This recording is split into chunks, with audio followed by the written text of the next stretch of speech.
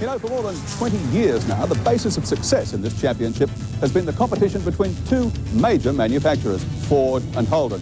For more than 2 decades, the pendulum of success has swung both ways, creating large and loyal armies of fans for both camps.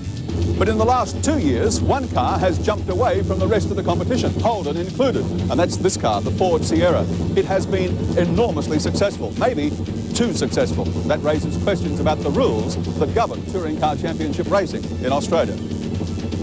The popularity of today's touring car racing is directly related to the titanic battle of the brands. Like the goodwill of a business, it's grown and evolved since the late 1960s. Indeed, this is one of the few countries in the world where tin tops rule the roost rather than purebred racing cars. It's an unusual situation, but one that can be traced back to the Monaros versus the GTs, the XU1s versus the HOs, and the two-door hardtops versus the SLR 5000s. Just as with any sport or business, though, there have been tough and tedious times, like the days when Alan Moffat just couldn't be stopped.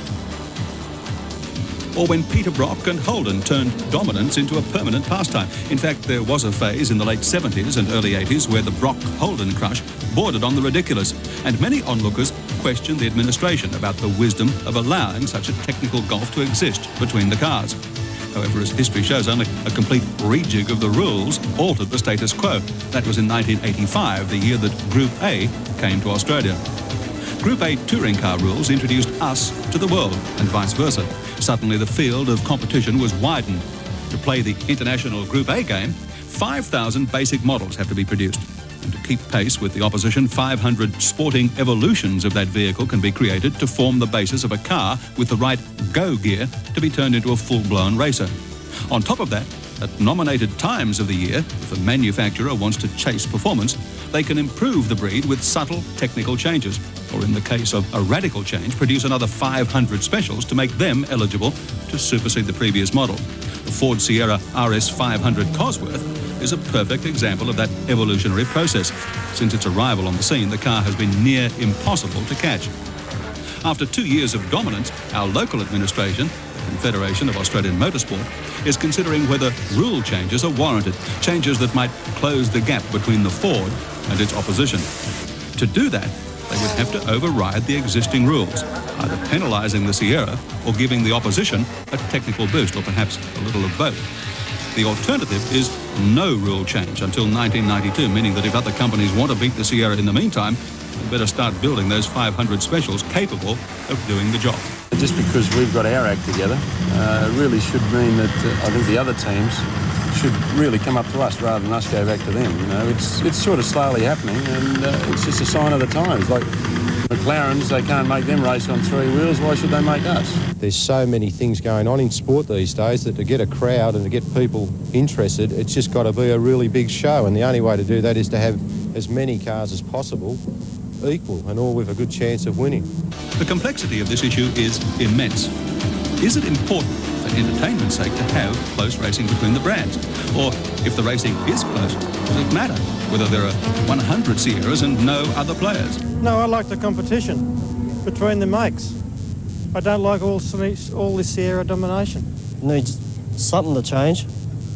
I just don't think Holden are getting a fair chance. People are more interested in seeing a lot of different cars competing, not necessarily all the same car, and I mean, it's been nice that the Sierras have done so well, but it'd be nice to see some other cars do well as well. I like the Sierras, but I'd like to see Commodores and Falcons on the tree. Opinions on the subject are obviously many and varied. Much of the argument stems from the beginnings of our story regarding Ford versus Holden. It's clear that many companies cannot, in fact, do not want to chase Ford, particularly if it involves creating 5,500 vehicles. Since 1985, gone is Mitsubishi and the Starion. Gone is Rover and the V8. Gone is Mercedes and the compact 190. Gone also Alfa Romeo, the GT V6 and the Turbo 75. Gone is Volvo and the once dominant 242 Turbo. Gone is Jaguar and the howling V12 that took a Bathurst win.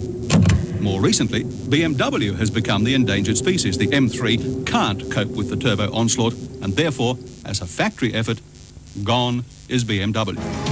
These departures naturally reduce the competition, and according to some, they reduce general interest. forcing competitors to find corporate backers with enough cash to pick up the tab for a Sierra in place of their current factory deal. Now, the burning question remains for many motorsport fans, what is happening to Holden? Will they come up with a competitive answer? And even if they want to, can their type of car compete on paper, let alone on the racetrack, with the new breed of turbos? We will next year be launching the VN Group A, which will improve our position.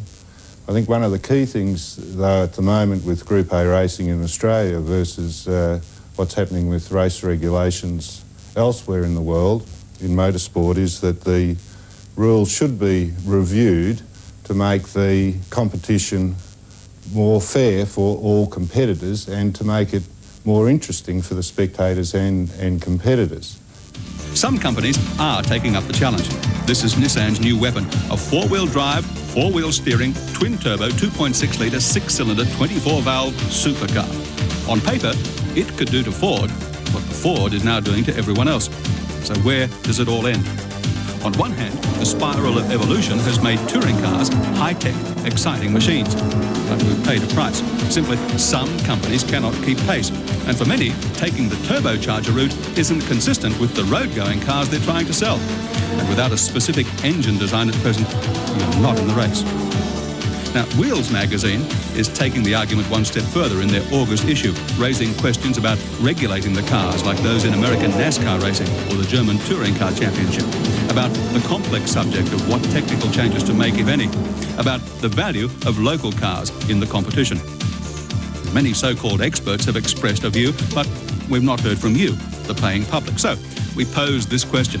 Should the technical rules governing Australian touring car racing be fine-tuned now for 1990 and beyond to encourage closer competition between the brands? To have your say on Group A, call Sydney 11628 to register a yes vote or Sydney 11626 to register a no vote. The lines will be open until 2 o'clock Eastern Time tomorrow morning. The question again is, should we fine-tune the Group A regulations now to produce closer racing in 1990 and beyond? To vote yes, call 11628.